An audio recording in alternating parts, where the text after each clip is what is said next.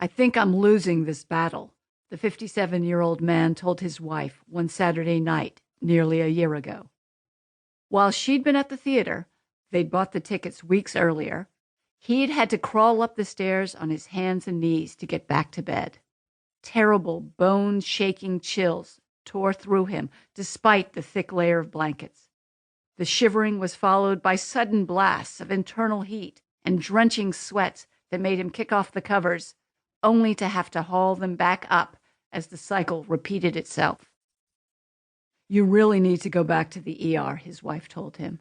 The frustration and worry were clear in her voice. He'd already been to the emergency room 3 times. They'd given him some intravenous fluids and sent him home with a diagnosis of a viral syndrome. He would start to feel better soon, he was told each time, but he hadn't. This all began 9 days before. That first day, he called in sick to his job as a physical therapist. He felt feverish, as though he might have the flu. He would drink plenty of fluids and take it easy and go back to work the next day. But the next day, he felt even worse. That's when the fevers and chills really kicked in. He alternated between acetaminophen and ibuprofen, but the fever never let up. He started sleeping in the guest room because the sweats soaked the sheets and the chills shook the bed, waking his wife. After 4 days of this, he made his first visit to the Yale New Haven Hospital emergency room. He was already being treated for a different infection. 3 weeks earlier, he developed a red, swollen elbow and gone to an urgent care center where he was started on one antibiotic. He took it for 10 days, but his elbow was still killing him.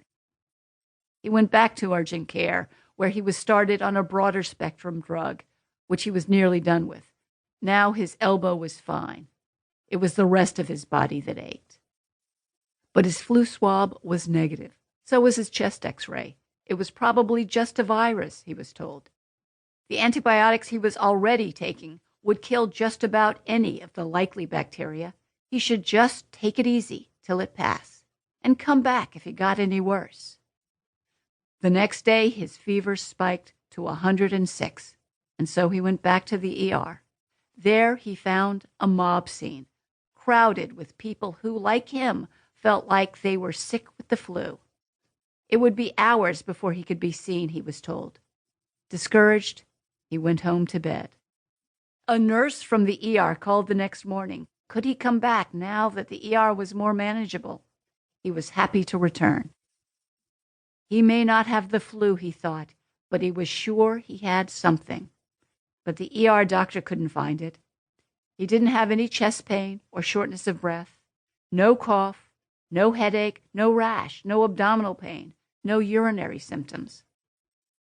His heart was beating hard and fast, but otherwise his exam was fine. His white blood cell count was low, which was a little strange. White blood cells are expected to increase in the setting of an acute infection. Still, a virus can cause white counts to drop.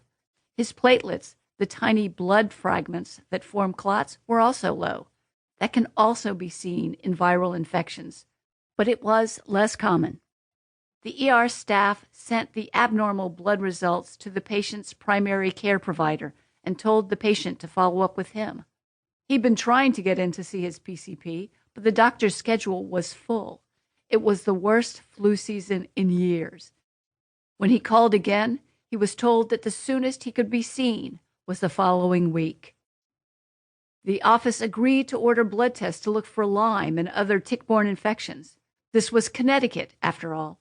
He dragged himself to the lab and waited for his doctor to call with the results. The call never came. In his mind, he fired his doctor.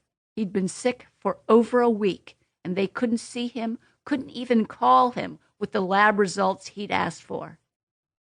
He again went to the ER on Sunday, the morning after his wife returned from the theater, and insisted he go back. His previous visits and lab abnormalities caught the attention of the physician's assistant on duty that morning. She ordered a bunch of blood tests, looking for everything from HIV to mono. She ordered another chest x-ray and started him on broad-spectrum antibiotics as well as doxycycline, an antibiotic for tick-borne infections. He was given Tylenol for his fever and admitted to the hospital. As he prepared to leave the ER, the flu test came back positive. He was pretty sure he didn't have it. He'd never heard of a flu lasting this long. But if he could stay in the hospital where someone could monitor if he got worse, he was happy to take the Tamiflu.